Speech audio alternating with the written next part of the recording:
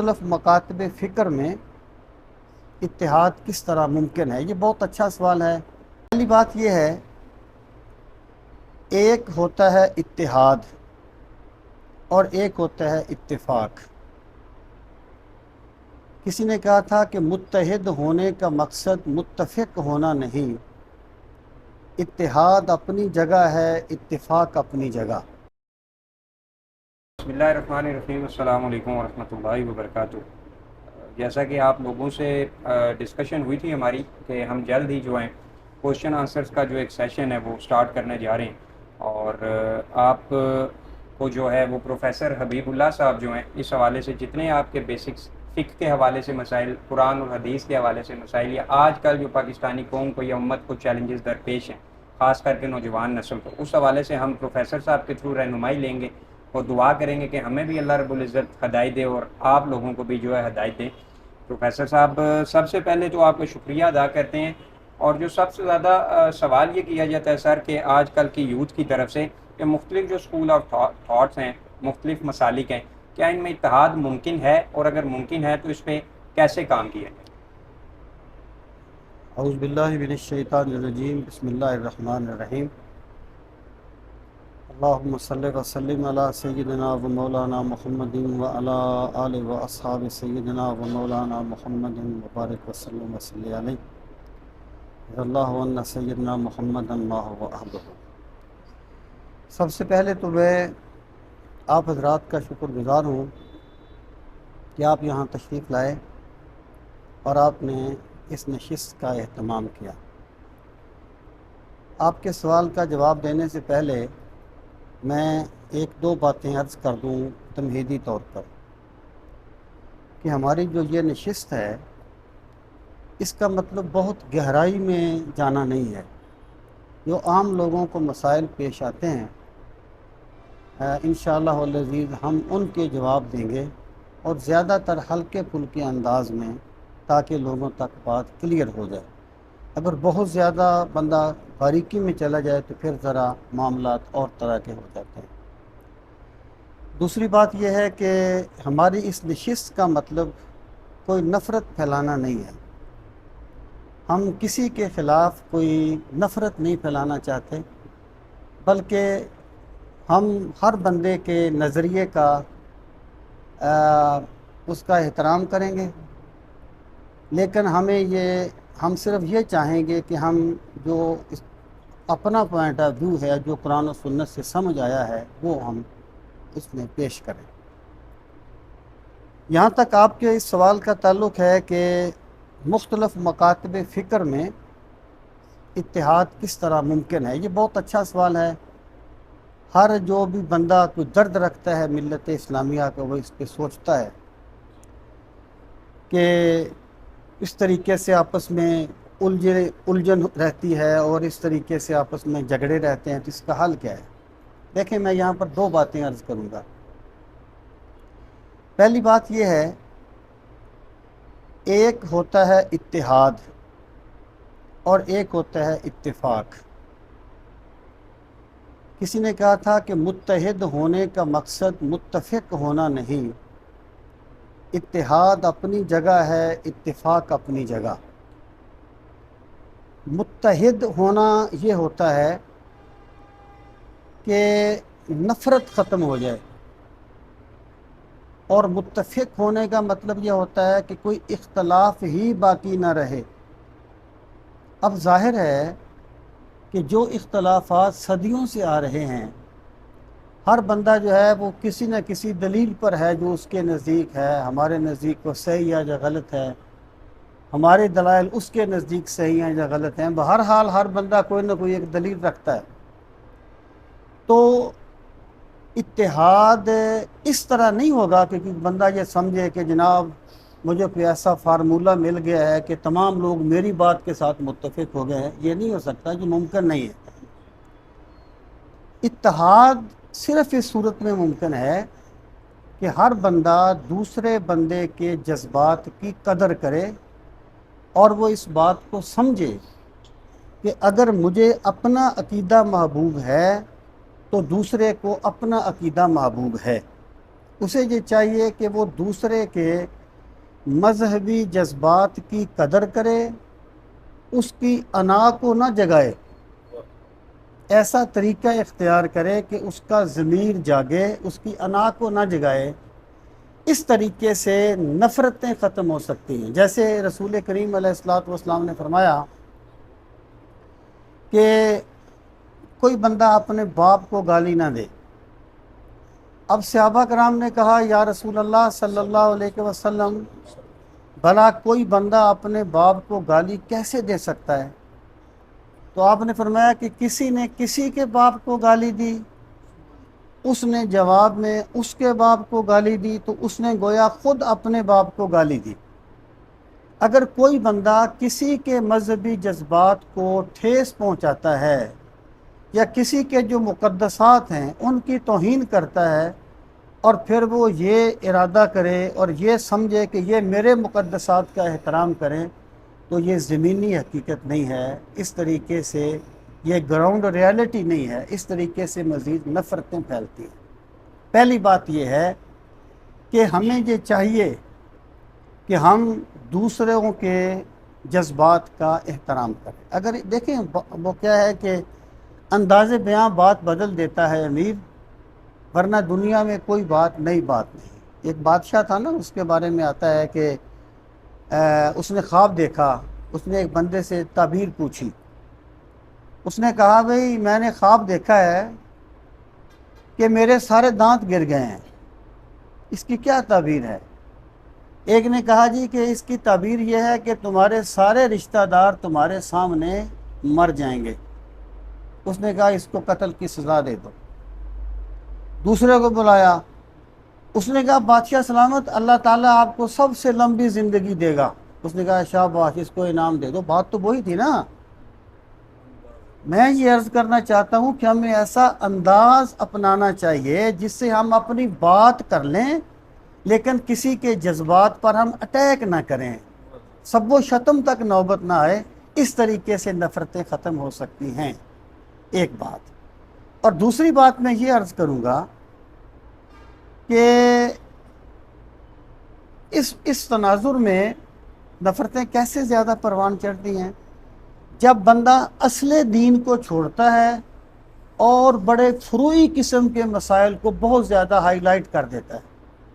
یعنی جو بندہ اس چیز پہ دلائل دے گا کہ اسلام کی حقانیت کیا ہے، یہ عقیدہ توحید کیا ہے، عقیدہ رسالت کیا ہے، ہم نے الحاد کا مقابلہ کس طریقے سے کرنا ہے، تو وہ ان چیزوں میں دوسرے مسلمانوں کے جذبات کو مجروح نہیں کرے گا۔ جب اس کی ترجیحات بدل جائیں گی نا، پھر وہ بات بھی اس لیول کی کرے گا۔ تو آپ تجزیہ کر لیں، یہاں بھی نفرت پھیلتی ہے، وہاں دین بیان نہیں ہو رہا ہوتا، وہاں تاریخ بیان ہو رہی ہوتی ہے، یا وہاں صرف داد لینے کے لیے کسی بات کو بہت زیادہ ہائی لائٹ کیا جا رہا ہوتا ہے۔ تو اس طریقے سے نفرت ہے۔ اگر ہم اس طریقے سے کریں تو اختلاف تو رہے گا، اختلاف رائے تو رہے گا۔ یہ کوئی غلط کہتا ہے کہ وہ اختلاف رائے کو ختم کر دے گا اور تمام لوگ میری بات سے متفق ہو جائیں گے، یہ زمینی حقیقت نہیں ہے۔ ہم سے پہلے جو اکابرین تھے ان کا علم بھی سبحان اللہ، ان کا تقوی، ان کا اخلاص بھی سبحان اللہ۔ اختلافات اس وقت بھی رہے ہیں، اب بھی رہیں گے، لیکن میں کہا کرتا ہوں کہ امت میں نفرتیں ختم کرنے کے لیے زیادہ فلسفوں کی ضرورت نہیں ہے، بولنے والوں کو انسانیت سکھا دی جائے کہ تم نے کس طریقے سے بات کرنی ہے اور کس طریقے سے دوسروں کے جذبات کا احترام کرنا ہے۔ ایک اور بات اسی تناظر میں عرض کروں، ایک بندہ یہ کہتا ہے کہ جناب میں تو فلاں بندے کو مانتا ہی نہیں، میرا تو عقیدہ ہے کہ میں اس کی مذمت کروں تو مجھے ثواب ملے گا، یا میں اس کو لعن طعن کروں، میرا تو عقیدہ ہے۔ میں کہتا ہوں یہ کوئی دلیل نہیں ہے۔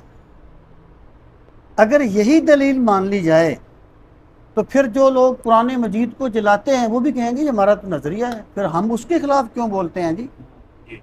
اگر یہی بات مان لی جائے، وہ کہیں جی ہمارا تو نظریہ ہے، ہم تو اس طریقے سے اچھا کرتے ہیں، تو پھر ان کو ہم کیوں برا کہیں گے؟ بات یہ نہیں ہے آپ کا عقیدہ کیا ہے، بات یہ ہے کہ آپ کو دوسروں کے عقائد میں مداخلت کا حق ہے یا نہیں. بے شک. ایک عیسائی ہے، کوئی نان مسلم ہے، ہم نہیں جانتے اس کا اسلام کے بارے میں کیا عقیدہ ہے، ہم نہیں جانتے وہ قرآن کو کیا سمجھتا ہے، ہم نہیں جانتے وہ رسول کریم علیہ الصلوۃ والسلام کو کیا سمجھتا ہے. لیکن کیا ہم اسے اجازت دیں گے کہ وہ اپنے نظریات کا اظہار کرے کہ میں یہ سمجھتا ہوں قرآن کو، اور میں رسول کریم علیہ الصلوۃ والسلام کو یہ سمجھتا ہوں؟ میرے بھائی، جن اصولوں پر آپ دوسروں سے توقع کرتے ہیں انہی اصولوں پر آپ کو خود بھی عمل کرنا چاہیے. اس طرح امت میں نفرتیں کم ہو سکتی ہیں اور امت میں وحدت اور یگانگت کی فضا قائم ہو سکتی ہے. اس پر میں نے کبھی ایک کتاب لکھی تھی، اتحاد امت کیسے ممکن ہے. اس میں نے ایسی بہت سی چیزوں کو زیر بحث میں لایا ہوں. اس کو دیکھا جائے انشاءاللہ، پھر مزید بھی اس پہ باتیں ہوں گی. جناب شکریہ. حضرت دوسرا کوشچن سب سے زیادہ سوسائٹی میں جو یوتھ میں یہ پریشانی میں نے دیکھی ہے بہت زیادہ ہے کہ جو بیچارہ بالکل خالصتاً دنیا دار زندگی گزار رہا ہوتا ہے، اگر اللہ رب العزت اسے ہدایت دیتے ہیں حضرت تو وہ دین کی طرف آتا ہے. اب وہ معاشرے میں خیر پھیلانے کے حوالے سے اور برائی کو روکنے کے حوالے سے بھی کوشش کرتا ہے، لیکن جب وہ دیکھتا ہے حضرت اور بہت سے سوالات آئے ہیں، اور بعض خواتین کی بھی یہ کیفیت ہے، بعض نوجوانوں کی بھی یہ کیفیت ہے، لڑکوں کی، وہ کہتے ہیں کہ ہم دین کا کام تو کر رہے ہیں لیکن ہم دیکھ رہے ہیں کہ سوسائٹی میں پھر بھی برائی ویسے کی ویسی ہے، اور بعض جگہ تو ایسا ہوتا ہے کہ ہم اگر دعوت دے بھی تو اس کا رزلٹ ہمیں نہیں ملتا اور برائی جو ہے غالب آتی ہے. تو اینڈ میں وہ حضرت ایسے بھی کیسز دیکھے ہیں کہ وہ کہتے ہیں کہ ہمارا یہ بھی دل کرتا ہے ڈپریس ہو کے بھائی ہم خودکشی ہی کر لیں، جب اتنی زیادہ محنت کرنے کے باوجود بھی معاشرے میں تو خیر والا کام ہو نہیں رہا. اور ایسے ہی کثر وہ حضرت کہتے ہیں کہ یوٹیوب پہ کچھ اسپیکرز ایسے ہیں کہ وہ اللہ رب العزت کو تھانے دار بنا کے پیش کرتے ہیں، اتنا سخت اللہ کو بنا کے انہوں نے پیش کر دیا ہے کہ ہمیں لگتا ہے کہ ہم صبح سے رات تک بھی اگر کوشش کرتے رہیں تو اگر برائی ہی غالب آئی تو ہمارا تو جینے کا کوئی فائدہ نہیں، اور مرنے کے بعد میرا خیال ہے کہ اللہ نے ہمیں بھی دوزخ میں پھینک دینا ہے کہ تم نے خیر کو غالب کیوں نہیں کیا. جی، یہ اصل میں دو باتیں ہیں جو آپ نے فرمائی ہیں. پہلی بات یہ ہے کہ ایک بندہ دین کی طرف مائل ہو گیا اور وہ چاہتا ہے کہ لوگ بھی دین کی طرف آئیں، لیکن اسے حسب منشا نتائج نہیں ملتے، تو وہ ایک ٹینشن میں مبتلا ہوتا ہے، یا اس کو ایک افسوس ہوتا ہے کہ مجھے لوگ میری بات کیوں نہیں مانتے وغیرہ وغیرہ. اس بارے میں اصولی بات یہ ہے کہ بندہ اپنے دائرہ کار کا تعین کرے، بندہ یہ سمجھے کہ میرا اختیار کہاں تک ہے اور میں کہاں تک جواب دہ ہوں، میں کہاں تک مکلف ہوں. مکلف کا مطلب ہے ذمہ دار. میں کہاں تک ذمہ دار ہوں اور کہاں تک مکلف ہوں. دیکھیں، ایک بندہ جو ہے نا جی، اس کا کام یہ نہیں ہے کہ وہ لازمی طور پر لوگوں کو خیر کی طرف موڑ دے، یہ اس کا دائرہ کار نہیں. اللہ تعالیٰ نے اپنے انبیاء کرام سے بھی یہی بات فرمائی ہے، فَحَلْ عَلَى الرُّسُلِ إِلَّا الْبَلَاغُ، بے شک. کہ رسولوں کے ذمے بھی صرف پیغام پہنچا دینا ہے. بے شک. ٹھیک ہے، وَمَا عَلَيْنَا إِلَّا الْبَلَاغُ الْمُبِينُ، اور ہم پر صرف واضح انداز میں اللہ کا پیغام پہنچا دینا ہے. اب دیکھیں، اللہ تعالیٰ کے جو رسول ہیں ظاہر ہے ان سے بڑا مخلص تو کائنات بے میں شک. نہیں دیکھا. جس قدر وہ مخلص تھے، لوگ کہتے ہیں نا جن بات میں تاثیر نہیں ہے اس لیے لوگ نہیں مانتے. انبیاء تو مخلص تھے نا. بے شک. کتنے انبیاء کرام ہیں جن پر پوری زندگی میں ایک بندہ بھی ایمان نہیں لایا. کتنے انبیاء کرام ہیں جن پر پوری زندگی میں گنتی کے چند بندے ایمان لائے. تو انبیاء کرام نے کبھی اس کو اس معنی میں نہیں لیا کہ وہ یہ کہیں کہ میری اس طریقے سے کیوں ہے. بات یہ ہے کہ اللہ تعالیٰ نے انسان کا اختیار یہاں تک رکھا ہے کہ تم نے اللہ کا پیغام پہنچا دینا ہے. اگر وہ مان لیں اسے پھر بھی اجر ملے گا، اگر نہ مانیں اسے پھر بھی اجر ملے گا. وہ ہے نا سواء علیہم انذرتہم ام لم تنذرہم لا یؤمنون. سواء علیہم ان کے لیے برابر ہے، آپ انہیں ڈرائیں یا نہ ڈرائیں وہ ایمان نہیں لائیں گے، یہ ان کے لیے برابر ہے. یعنی وہ ایمان نہیں لائیں گے لیکن آپ کے لیے برابر نہیں ہے. آپ کو اللہ تعالیٰ لازمی طور پہ اس کا اجر عطا فرمائے گا. تو بندہ اگر یہ سمجھ لے کہ میرا دائرہ کار لوگوں کے دلوں کو پھیرنا نہیں ہے، میرا دائرہ کار صرف اللہ تعالیٰ کا پیغام اس کے بندوں تک پہنچا دینا ہے، تو میں بری ذمہ ہوں، پھر بندہ جو ہے اس کو ایک اطمینان قلبی ملتا ہے، اور یہ حقیقت۔ اب آپ دیکھیں، میں آپ کو ایک مثال دیتا ہوں۔ کہتے ہیں کہ ایک بادشاہ کا ہیرا گم ہو گیا، اس نے لوگوں سے کہا جاؤ بھی ہیرا ڈھونڈ کے لاؤ۔ اب لوگ چل پڑے، نکل گئے، ایک بندے کو ہیرا مل گیا، وہ بڑا خوش واپس آیا، باقیوں کو ہیرا نہیں ملا، وہ ذرا لٹکے ہوئے چہرے لے کر واپس آئے۔ بادشاہ نے کہا تم کیوں پریشان ہو؟ کہنے لگے بادشاہ سلامت، ہمیں ہیرا نہیں ملا۔ بادشاہ نے کہا یار ایک ہیرا تھا، کسی ایک کو ہی ملنا تھا۔ اس نے ہیرا اپنی ہتھیلی پہ رکھا، کہنے لگا یہ بتاؤ اگر یہ ہیرا ہمارے خزانے میں نہ ہو تو کیا ہم بھوکے مر جائیں گے؟ اس نے پٹک کے مارا زمین پہ اور ہیرا توڑ دیا۔ اب اس نے ایک جملہ کہا جو میں آپ کو سنانا چاہتا ہوں۔ اس نے کہا ہم یہ نہیں دیکھنا چاہتے تھے کہ ہیرا تلاش کر کے کون لاتا ہے، ہم یہ دیکھنا چاہتے تھے کہ ہیرے کی تلاش میں جاتا کون کون ہے۔ اللہ تعالیٰ بندے سے یہ مطالبہ نہیں کرتا کہ تم نے لازمی طور پہ لوگوں کو پھیر دینا ہے، یہ مطالبہ تو اللہ پاک نے اپنے انبیاء سے بھی نہیں کیا۔ اللہ تعالیٰ کا مطالبہ یہ ہے کہ میرا پیغام میرے بندوں تک پہنچا دو، ایک بندہ بھی نہ مانے تب بھی اللہ کی طرف بلانے والا اللہ کی بارگاہ میں سرخرو ہوتا ہے۔ دیکھیں ایک دانشور ہے، وہ کہتے ہیں کہ بندہ اس لیے پریشان ہوتا ہے کہ بندہ یہ سمجھتا ہے کہ کائنات ویسے چلے جیسے میں چاہتا ہوں،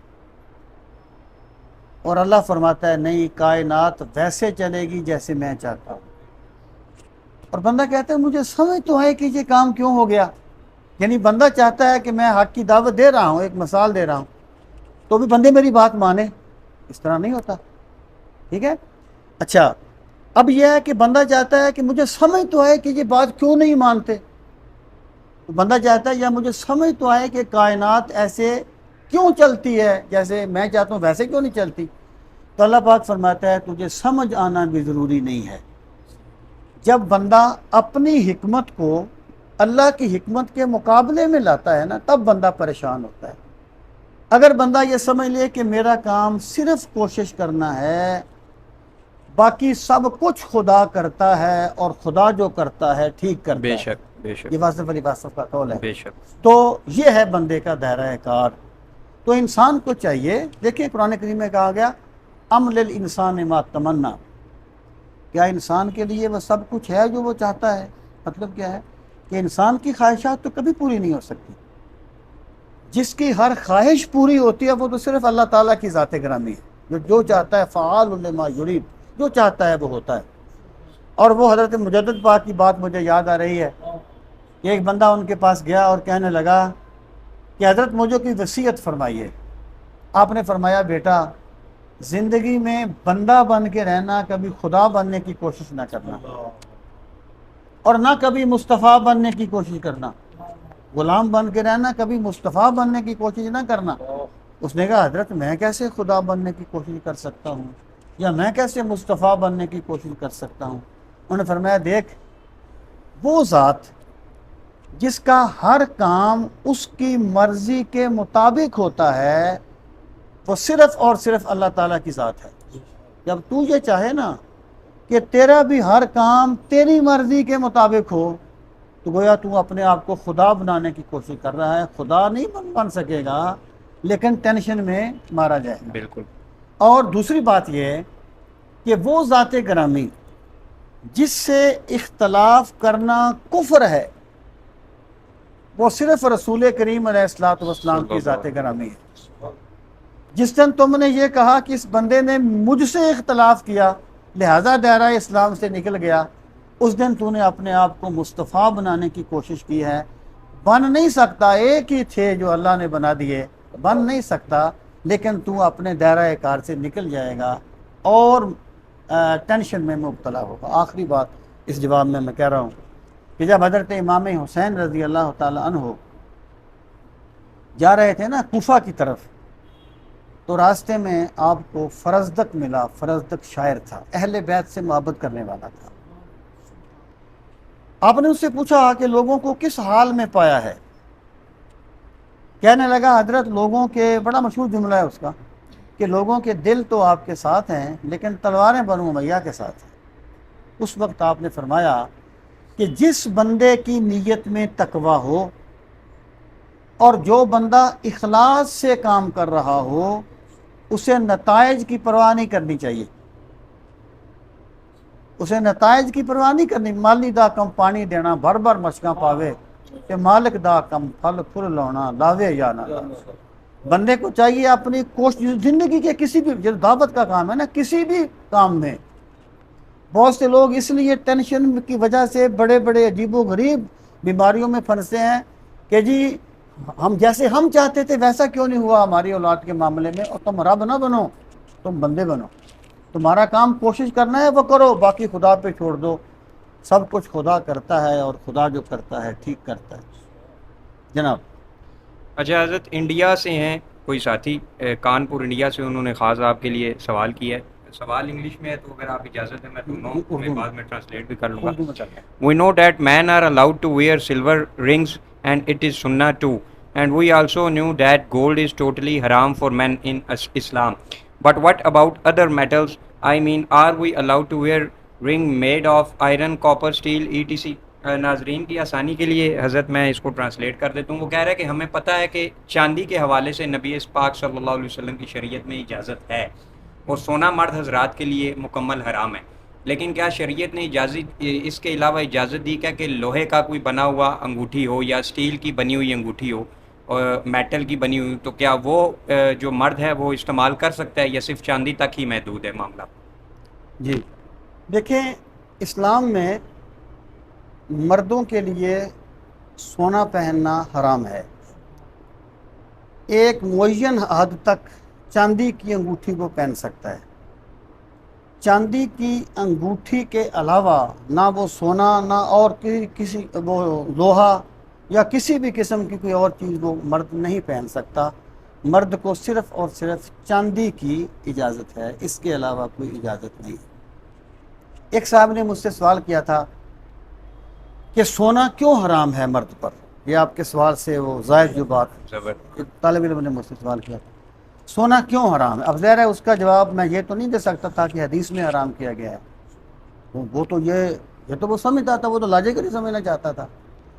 تو پھر میں نے اس پہ غور کیا، کچھ اسٹڈی کی، تو پھر مجھے یہ بات سمجھ آئی کہ اللہ تعالیٰ نے مرد کی نیچر میں مشقت رکھی ہے، مرد کی نیچر میں مشقت رکھی ہے، اور عورت کی نیچر میں اللہ تعالیٰ نے زیب و زینت رکھی ہے۔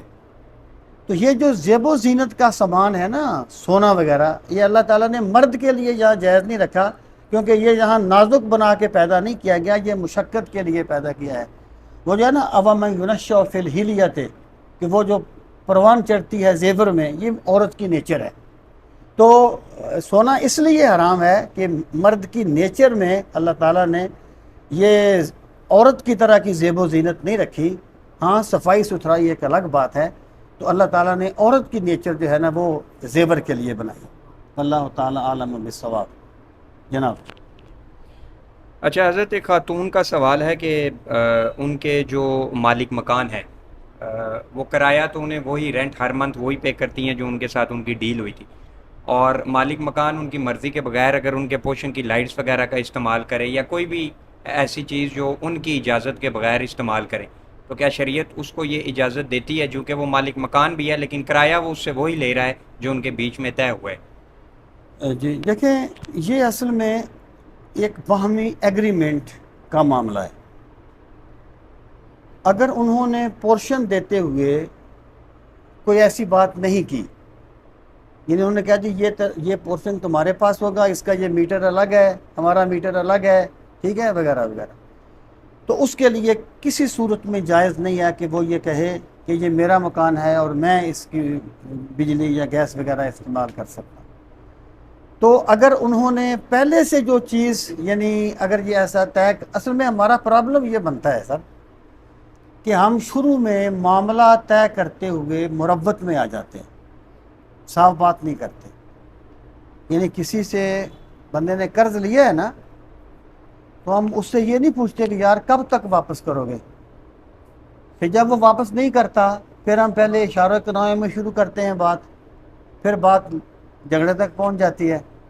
جبکہ ایک حدیث پاک کا مفہوم یہ ہے کہ اگر کسی نے کسی سے قرض لیا اور اس نے پہلے طے کیا تھا کہ بھئی اس وقت تو مجھے وہ کرے گا، اس کا کوئی گواہ تھا اس پر یا وغیرہ، اگر اس نے اس کو نہ دیا معاہدہ کے باوجود، تو قیامت کے دن اللہ تعالیٰ اس کا اجر اسے دے گا. لیکن اگر اس نے طے نہیں کیا پھر وہ خود ذمہ دار ہے. اصطلاح حضرت یہ اس کا کوئی یعنی 2 اور 2 4 کی طرح جواب نہیں ہو سکتا، یہ ایگریمنٹ پہ ڈیپینڈ کرتا ہے. اگر انہوں نے پہلے یہ چیز طے کر لی تھی کہ یہ تمہارا پورشن ہے، یہ اس کا میٹر الگ ہے، یہ تو اس کو حق نہیں ہے. اگر پہلے ایسی کوئی چیز طے نہیں کی تھی، ابہام رہا ہے، تو پھر جو ہے وہ صورتحال واضح ہو تو اس کا بھی واضح حکم ہو سکتا ہے. اچھا حضرت، ایک سوال یہ ہے کہ اگر کوئی رشتہ دار آپ کے گھر بالکل آنا پسند نہ کرے، لیکن آپ لوگ ان کی غمی خوشی میں شریک ہوں، اور دل میں آپ کے یہ ہو کہ بھئی وہ تو ہمارے گھر نہیں آتے، تو پھر ہم ان کی غمی خوشی میں شریک کیوں ہوتے ہیں، اور اپنی انسلٹ بھی فیل ہو رہی ہو، تو اس حوالے سے کیا شریعت یہ اجازت دیتی ہے کہ آپ ان کے گھر سے آنا جانا چھوڑ دیں؟ اور اسی پرسن نے یہی سوال آگے کیا ہے کہ عزت نفس پامال ہونا اور قطع تلقی، ان دونوں کی وضاحت فرمائیں کہ ان میں کیا فرق ہے، کہ اگر مجھے کیسے پتا چلے گا کہ میں کسی بندے سے کنارہ کشی کر رہا ہوں تو وہ میری عزت نفس کی وجہ سے کر رہا ہوں، اور جو حدیث ہے کہ قطع تلقی بھی دین میں حرام ہے، تو اس کے لیے کیا پیمانہ فقہا نے یا اہل علم حضرات نے سیٹ کیا ہے؟ دیکھیں اس میں 2 چیزیں ہیں. ایک چیز ہے صرف جواز کی حد تک، ایک چیز ہے بہتری. یعنی قرآن کریم میں یہ تو کہا گیا کہ جزاء السیئات سیئات مثلھا، کہ برائی کا بدلہ اس کی مثل ہونا چاہیے. یعنی اگر کوئی بندہ کسی بندے کے ساتھ کوئی زیادتی کرتا ہے اور وہ اس کے جواب میں ویسا ہی اس سے معاملہ کرتا ہے تو وہ گناہ گار نہیں ہوگا، اس کی اجازت ہے. لیکن یہ اسلامی قانون کے مطابق یا رسول کریم علیہ الصلوۃ والسلام کے اسوہ حسنہ یا آپ کی تعلیمات کے مطابق یہ کمال نہیں ہے. دیکھیں اخلاق جو ہے نا وہ برابری کا نام نہیں ہے. بلند اخلاق برابری کا نام نہیں ہے. بلند اخلاق یہ ہے جیسے رسول کریم علیہ الصلوۃ والسلام نے فرمایا کہ میرے رب نے مجھے 9 باتوں کا حکم دیا، ان میں سے ایک بات یہ ہے کہ ان اصل من قطعنی، جو بندہ مجھ سے تعلق توڑے میں اس سے تعلق جوڑوں، جو مجھ سے تعلق توڑے میں اس سے تعلق جوڑوں. اور آپ نے یہ بھی فرمایا کہ اخلاق یہ نہیں ہے کہ نیکی یہ نہیں ہے کہ تم یہ کہو اگر وہ برائی کرے گا تو ہم بھی برائی کریں گے، اگر وہ برائی کرے گا تو ہم بھی برائی کریں گے، بلکہ نیکی یہ ہے کہ اگر وہ بھلائی کرے تو اس سے بھلائی کرو، اگر وہ برائی کرے تو پھر بھی تم اس سے برائی نہ کرو. تو میں یہ عرض کرنا چاہتا ہوں کہ اس صورت میں اسے اجازت تو ہوگی کہ اس جیسا معاملہ اس سے کر لے، لیکن یہ بہتر نہیں ہوگا. حضرت عیسیٰ علیہ الصلوۃ والسلام کے بارے میں عرض کرتا رہتا ہوں کہ آپ ایک گلی سے گزر رہے تھے تو کسی یہودی نے آپ کو برا بھلا کہا، آپ نے اسے دعا دی، تو کسی نے کہا حضرت اس نے آپ کو گالی دی ہے، آپ نے اسے دعا دی ہے. آپ نے فرمایا کہ بندہ وہی دیتا ہے جو بندے کے پاس ہوتا ہے. سبحان اللہ. اس کے پاس گالی تھی، اس نے مجھے گالی دے دی، میرے پاس دعا تھی، میں نے اسے دعا دی. تو میں آپ سے یہ عرض کروں گا کہ ایک ہوتے ہیں تعلقات جو محبت کی بنیاد پر طرفین سے چاہت، اس میں تو بندہ بے اختیار ہے، دل کسی کے اختیار میں نہیں ہوتا. لیکن بندے کو پھر بھی چاہیے کہ وہ سلام دعا کم از کم ضرور رکھے، مروتاً ہی صحیح، اس سے عزت نفس مجروح نہیں ہوتی. رسول کریم علیہ الصلوۃ والسلام نے ایک حدیث پاک میں فرمایا ہے کہ وما زاد اللہ بعفو الا عزا، کہ جو بندہ کسی کو معاف کر دیتا ہے اللہ اس کی عزت میں اضافہ کرتا ہے، اور جو بندہ عاجزی کرتا ہے اللہ اسے بلند کرتا ہے. اس لیے میں یہ عرض کروں گا کہ یعنی اگرچہ اس کی اجازت بن جاتی ہے برابری کا سلوک کرنے کی، لیکن کمال یہی ہے، اور رسول کریم علیہ الصلوۃ والسلام کے غلاموں کو اور اللہ کے بندوں کو چاہیے کہ جیسے اللہ تعالیٰ اپنے دوستوں کو بھی دیتا ہے، دشمنوں کو بھی دیتا ہے، تو بندہ بھی کم از کم ان سے اپنے مراسم رکھے۔ اچھا حضرت، ایک سوال آپ کے لیے آیا ہے کہ کسی نے آپ کے کسی لیکچر میں سنا ہے کہ عین ممکن ہے کہ کوئی بہت زیادہ تقوی والا اور صالح انسان بھی کوئی ایسی کیفیت ہو کہ وہ اس وقت بزدلی میں مبتلا ہو جاتا ہے یا خوف اور ڈر کی کیفیت ہو سکتی ہے۔ تو سوال کرنے والا یہ کہہ رہا ہے کہ بعض روایات سے یہ ملتا ہے کہ آپ صلی اللہ علیہ وسلم نے تو بزدلی سے پناہ مانگی ہے، تو یہ بات آپس میں ٹکرا رہی ہے، تو اس کے حوالے سے دلیل کیا آپ کے نہیں، پاس یہ کہ آپ ٹکرا نے نہیں کہا؟ رہی، یہ ٹکرا نہیں رہی، وہ بھی حدیث پاک ہے، وہ بھی حدیث پاک ہے۔ جو آپ نے ارشاد ہاں، فرمایا کہ عین میں ممکن نے ہے کہ… حدیث پاک یہ سنائی تھی، میں عرض ٹھیک، کر دیتا ہوں، پھر میں آپ کو اس میں تطبیق عرض کرتا ٹھیک، ہوں۔ میں نے یہ بات یہ چل رہی تھی، میں نے یہ عرض کیا تھا کہ بعض کمزوریاں جبلی طور پر ہوتی ہیں ٹھیک، اور بعض کمزوریاں اکتسابی ہوتی ہیں۔ رسول کریم علیہ الصلوۃ والسلام سے پوچھا گیا کہ کیا ایک مومن بخیل ہو سکتا ہے؟ آپ نے فرمایا ہو سکتا ہے۔ اچھا، اب صحابہ کرام میں سے سارے کی حضرت علی کی طرح، حضرت عثمان کی جی، طرح تو سخی نہیں تھے نا۔ بالکل، آپ سے پوچھا گیا کہ کیا ایک مومن بزدل ہو سکتا ہے؟ آپ نے فرمایا ہو سکتا ہے، کیونکہ جو جبلت ہے نا۔ پھر آپ سے پوچھا گیا کہ کیا ایک مومن جھوٹا ہو سکتا ہے؟ آپ نے فرمایا نہیں ہو سکتا، کیونکہ یہ ایک اکتسابی چیز ہے۔ ٹھیک، بندہ ماں کے پیٹ سے جھوٹ بولنے والا پیدا نہیں ہوتا، اللہ اسے فطرت سلیمہ پہ پیدا کرتا ہے۔ یہ انسانی کمزوری ہے۔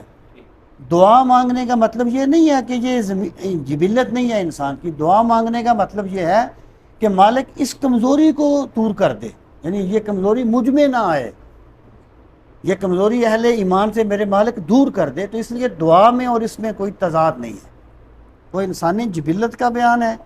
اور وہ جیسے نا ایک فرض کریں نا، ایک بندہ بیمار ہوتا ہے، جس طریقے سے جسم بیمار ہوتا ہے، اس طریقے سے روح بھی بیمار ہوتی ہے۔ جسم کا بیمار ہو جائے اس کا بھی علاج ہوتا ہے، روح بیمار ہو جائے اس کا بھی علاج ہوتا ہے۔ تو یہ ایک روحانی مرض ہے جس سے سرکار نے پناہ مانگی ہے۔ اس کا یہ مطلب نہیں ہے کہ یہ پایا نہیں جاتا یا ان دونوں کلاموں میں کوئی تضاد ہے۔ اگلا سوال حضرت آپ کے لیے ہے کہ یہ جو انشورنس کراتے ہیں بینک کے تھرو، اور اس کے حوالے سے شریعت کیا جواب دیتی ہے، اور کیا بینک میں یہ جو نوکری کرنا ہے، اس حوالے سے علماء نے، اہل علم حضرات نے کیا رہنمائی فرمائی ہے امت کے لیے؟ دیکھیں، یہاں تک کہ انشورنس کا تعلق ہے تو اس کی ابتدا جو ہوئی تھی نا، وہ بہت اچھے طریقے سے اور اسلامی طریقے سے ہوئی تھی۔ یہ جو لوگ کہتے ہیں کہ فلاں نے لکھا ہے کہ انشورنس جائز ہے، بیمہ جائز ہے، وہ اصل میں یہ بیمہ نہیں تھا جو آج ہے۔ وہ بیمہ یہ تھا جو شروع جب یہ ہوا تھا کہ تاجر تھے، تجارت کرتے تھے، اب کسی تاجر کے ساتھ کوئی حادثہ پیش آ گیا، فرض کریں وہ اس کی ڈیتھ ہو گئی، اب اس کے بچے رہ گئے بے یار و مددگار۔ انہوں نے سوچا کہ ہم ہر مہینے کچھ پیسے اکٹھے کرتے رہیں، اگر کسی کے ساتھ کوئی حادثہ ہو جائے تو ہم اس کے بچوں کی خدمت کر دیا کریں، اس کے بچوں کے ساتھ ایک بھلائی کریں۔ یہ تھی اصل۔ اچھا، اب کیا ہے؟ دیکھیں، بات یہ ہے کہ جس معاشرے میں آپ لوگ رہتے ہیں اسی معاشرے میں میں رہتا ہوں۔ جو امکانات کسی بھی بندے کے لیے ہوتے ہیں وہی امکانات میرے لیے بھی ہیں، لیکن سوال یہ ہے کہ ہم نے تو شریعت کی بات کو واضح کرنا ہے نا جی۔ جی، تو لوگ کہتے ہیں جی آج کل اس طریقے سے ہو گیا، اس طریقے سے ہو گیا۔ میں آپ سے ایک اصولی بات عرض کرتا ہوں، آپ اس بات کو ذرا ذہن نشین کریں۔ یہ ایک اصول ہے اور یہ میں بتاتا رہتا ہوں کہ اسلامی تعلیمات کے مطابق ہر ایسا کاروبار یا ہر ایسا معاملہ، مالی معاملہ جس کا نفع متعین ہو اور ضروری ہو، جس کا نفع متعین ہو، پہلی بات فکسڈ ہو، اور دوسرا یقینی ہو، ایک وہ سود ہے۔ ٹھیک، ہر وہ معاملہ جس کا نفع یقینی ہو، یقینی کہیں بھی ہو سکتا ہے، بہت سے ایسے کاروبار ہیں لیکن وہاں پہ فکس نہیں ہوتا۔ ہر وہ کاروبار جس کا نفع یقینی ہو اور فکس ہو وہ سود ہے اور وہ حرام ہے، اور ہر وہ کاروبار جس میں یا تھوڑے آ جائیں یا تھوڑے چلے جائیں یا بہت زیادہ آ جائیں وہ جوا ہے۔ کہ بندے نے 50 روپے کی لاٹری خرید لی ہے، اگر وہ نکل آئی تو ممکن ہے 5 لاکھ کی نکل آئے، نہ نکلی تو 50 بھی گئے، یہ جوا ہے۔ اور ہر ایسا معاملہ جس میں نفع اور نقصان کا احتمال ہو، نفع تھوڑا بھی ہو سکتا ہو زیادہ بھی ہو سکتا ہو، وہ تجارت ہے۔ آپ کسی بھی مالی معاملے کو اس اصول پہ پرکھ لیں، کل قرض جر نفعا فہو ربا، حدیث پاک میں ہے، ہر وہ قرض جس کا نفع یقینی ہو اور تعلیمات کی روشنی میں فکس ہو وہ سود ہوتا ہے۔ اب آ جائیں انشورنس کی طرف۔ انشورنس میں نفع فکس ہو جاتا ہے کہ ہم جی آپ کو اتنے سال کے بعد اتنے پرسنٹ دیں گے، اتنے کے بعد اتنے پرسنٹ دیں گے، اس لیے وہ اسلامی تعلیمات کی روشنی میں جائز نہیں ہے۔ اب یقین جانیں، دوست آ جاتے ہیں نا جب کرنے کے لیے انشورنس، تو وہ پھر بندے کو بڑے وہ باتیں، میں انہیں کہتا تھا مجھے یار اپنا لٹریچر دکھا دو تاکہ مجھے پتہ چلے کہ یہاں نفع فکس نہیں ہے تو میں کرا لیتا ہوں۔ میں نے 2 مرتبہ پرسنلی کرا کے گھاٹا اٹھا کے ختم کیا ہے، اس لیے کہ شریعت اس کی اجازت نہیں دیتی۔ ٹھیک ہے، دیکھیں بات یہ ہے، ہمیں کوئی آپ کے مالی معاملات سے دشمنی تو نہیں ہے نا۔ اگر کسی میرے دوست کے پاس 5 لاکھ آ جائے گا تو مجھے کیا تکلیف ہے، مجھے خوشی ہوگی نا، ممکن ہے میرے بھی کبھی کسی کام آ جائے، لیکن میں تو وہی بتاؤں گا جو دین کہتا ہے۔ اس لیے یہ موجودہ انشورنس جو ہے اس کی اسلامی قوانین کی روشنی میں اجازت نہیں۔ لاسٹ 2 کوشچنز ہیں حضرت۔ پہلا سوال کرتے ہیں، پھر اس کے بعد آخری کوشچن کی طرف جائیں گے کہ حضرت ایک یہ ہے جی حسیب جٹ صاحب، حسیب غضنفر صاحب سوال یہ کرتے ہیں کہ شادی کا جو سنت طریقہ ہے نبی صلی اللہ علیہ وسلم نے کس طریقے کو زیادہ پسند فرمایا، اس حوالے سے رہنمائی فرمائیں۔ دیکھیں، شادی کا جو سنت طریقہ ہے یہاں پر 2 چیزیں ہیں۔ ایک ہے کہ شادی رسول کریم صلی اللہ تعالیٰ علیہ وآلہ وسلم یا آپ کے صحابہ کرام کیسے کرتے تھے۔ دوسرا سوال یہ ہے کہ آج کل ہم جو کرتے ہیں اس کی کیا حیثیت ہے۔ یہ 2 چیزیں ہیں۔ یہ مسئلہ جو ہے نا یہ بڑا غور کرنے کا مسئلہ ہے۔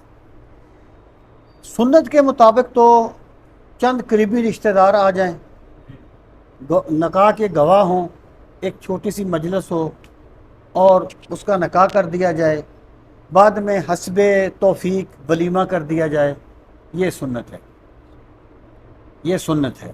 ٹھیک ہے، اب دوسری چیزوں کی طرف آ جائیں جو ہمارے ہاں ہے۔ مثلا ہم شادی کرتے ہیں، ہماری بڑی بڑی براتیں جاتی ہیں، یا بہت کچھ ہماری شادیوں میں ہوتا ہے۔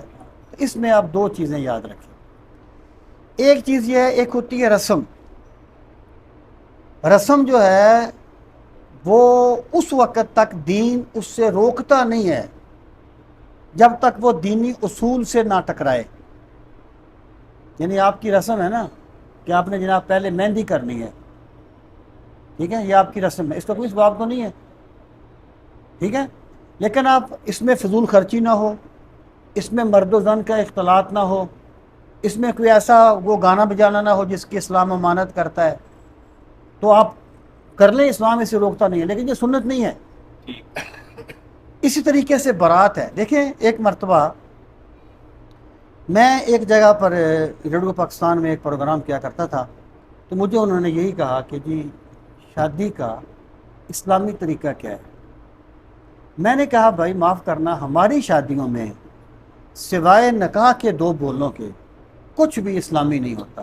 ہمارے رسم و رواج ہیں، ٹھیک ہے، دین جو ہے وہ میں پھر کہہ رہا ہوں کہ دین آپ کو اس رسم سے روکے گا جو دین کے خلاف ہوگی۔ ایک بندہ یہ کہے جی ہمارے تو رسم ہے کہ ہم شادی کے موقع پہ مرد و زن کا اختلاط ہوتا ہے، تو اسلام میں جو جائز نہیں ہے، وہ رسم جائز نہیں ہے، لیکن اگر اس کا کوئی دین سے ٹکراؤ نہ ہو تو وہ جائز۔ میں نے اسے کہا یار دیکھو کہ حضرت عبد الرحمن بن عوف رضی اللہ تعالیٰ عنہ رسول کریم علیہ السلام کے بہت امیر صحابی تھے، حضرت عثمان غنی کی طرح، اور اس وقت مدینہ پاک اتنا تھا سرکار کے زمانے میں جتنی آج مسجد نبوی ہے. اب جو موجودہ تعمیر ہے نا، اس وقت کے پورے مکے کو مسجد حرام میں داخل کر دیا گیا ہے، پورے مدینہ کو مسجد نبوی میں. وہ جو ایک باغ تھا جس میں سرکار غسل فرماتے تھے کبھی کبھی، وہ ایک دروازے کے پاس اس کی نشانیاں آتی ہیں. یہ تھا. تو حضرت عبد الرحمن بن عوف رضی اللہ تعالیٰ عنہ کی قمیض پر سرکار نے خوشبو کا نشان لگا ہوا دیکھا. آپ نے پوچھا یہ کیا ہے؟ انہوں نے کہا یا رسول اللہ صلی اللہ علیہ وسلم میری شادی ہوئی ہے. یعنی عبد الرحمن بن عوف کی شادی ہوئی ہے اور انہوں نے رسول کریم علیہ الصلوۃ والسلام کو مدعو نہیں کیا. یہ تو نہیں ہے کہ وہ محبت نہیں کرتے تھے، بلا کی محبت کرتے. یہ ہے یعنی اسلامی طریقہ کہ جتنی آپ سادگی اختیار کر سکیں. اس میں اگر فضول خرچی آ جائے جس رسم میں، مرد و زن کا اختلاط آ جائے، کوئی اور شرعی قباحت آ جائے، وہ جائز نہیں ہوگی. باقی جو رسمیں ہیں اس کا ایک پس منظر ہے پھر یہ برات کا کیا کنسیپٹ تھا، یہ کیوں جاتی ہے. لیکن بہرحال اعتدال میں رہتے ہوئے بندہ گناہ گار نہیں ہوگا، لیکن یہ اسلامی چیزیں نہیں ہیں. لاسٹ کوشچن ہے حضرت، آپ نے کافی زیادہ لیکچرز میں یہ مسئلے کو آپ نے وضاحت سے بیان تو کیا ہوگا، لیکن یہ خاتون ہے کافی دفعہ یہ سوال کر چکی ہیں کہ میرے پاس جو ایک لاکٹ پڑا ہے ٹوٹل اور ایک رنگ ہے اور اس کی مالیت ہے تقریباً 1 لاکھ کے قریب، تو کیا میرے پہ زکوٰۃ واجب ہوگی؟ اور اس پہ تھوڑا سا وضاحتی بیان دیتے کہ کتنی مقدار کا زیور ہو تو زکوٰۃ اس پہ نہیں، واجب وہ ہے؟ دیکھیں جو زیور ہے نا سونا، اس کی مقدار ہے 7.5 تولے اور چاندی ہے 52.5 تولے. یعنی اگر فرض کریں جو ہم زکوٰۃ دیتے ہیں نا پیسے روپے کے اعتبار سے، یہ چاندی کے برابر ہوتی ہے. یہ ایک بات ہے کہ چاندی کے برابر کیوں ہوتی ہے، بہرحال یہ چاندی کے برابر ہوتی ہے. فرض کریں چاندی آج کل 1 لاکھ روپے کی جائے، میں نے کوئی 1,44,000 کی اس کے لگ بھگ غالباً بنتی ہے 52.5 تولے چاندی یا جتنی بھی ہے. ایک آج کا سونا جو ہے وہ آج کا جو ریٹ ہے وہ غالباً 2.33 ہے. ٹھیک ہے، میں آج اتفاقاً ایک جگہ پر گیا تھا 2.33. اب اگر ایک بندے کے پاس ہے فرض کریں کہ آدھا تولہ سونا بھی پڑا ہے، 1 تولہ سونا پڑا ہے، تو اس کے پیسے تو پھر وہ 2.33 ہو گئے ہیں، لیکن اس پہ زکوٰۃ نہیں ہوگی. کیونکہ سونے کی زکوٰۃ تب ہوگی جب 7.5 تولے سونا ہوگا. چاندی کی تب ہوگی جب 52.5 تولے چاندی ہوگی. وہ جو ضم نصاب ہے نا، نصاب کو ملانا، وہ آخر میں جا کے ہوتا ہے کہ کسی بندے کے پاس جو ہے فرض کریں وہ 7 تولے یا 7.25 تولے سونا ہے اور کچھ اس کے پاس 20 تولے چاندی ہے، تو وہ اس وقت کچھ فقہا کہتے ہیں کہ اس کو ضم کر دیا جائے، لیکن اس صورت میں نہیں ہوتا جب کہ زمین و آسمان کا تفاوت ہو. اس لیے اس خاتون پہ زکوٰۃ لازم نہیں ہوتی.